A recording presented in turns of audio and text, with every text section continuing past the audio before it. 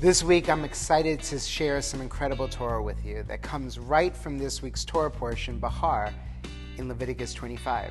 This week, we learn the following, and I quote, "And God speaks to Moses on Mount Sinai, saying, Speak to the children of Israel and say to them, When you come to the land which I give to you, the land should be at rest, a Shabbat for God.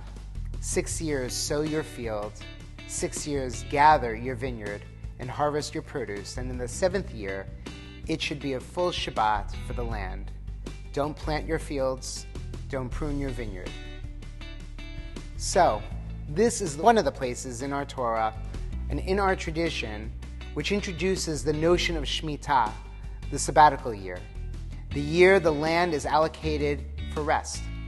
This particular year in Israel happens to be a Shemitah year.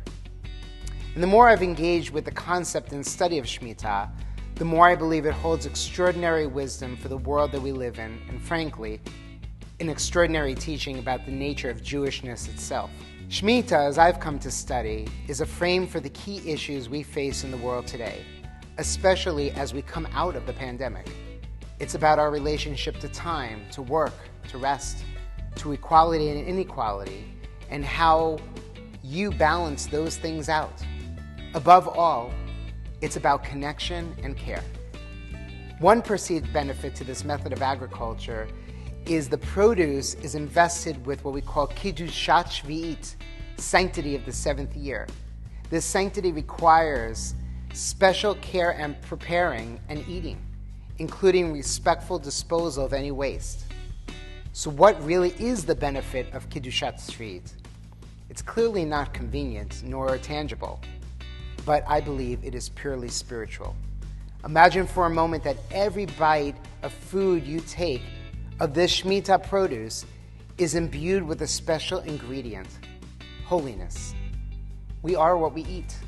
And during Shemitah, we have the opportunity to continuously elevate our eating and ourselves. Every week on Shabbat, we're elevating ourselves through our rest. And according to Rabbi Aryeh Kaplan, he says, rest in Sabbath sense is not interfering with nature nor exhibiting mastery over it. It is a state of peace between people and nature.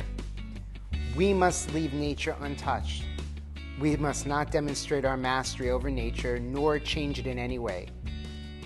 The parallel between Shabbat and Shemitah is very clear here again. So let us use our rest, our connection and care to elevate our potential and impact in this beautiful place in which we dwell. Shabbat Shalom.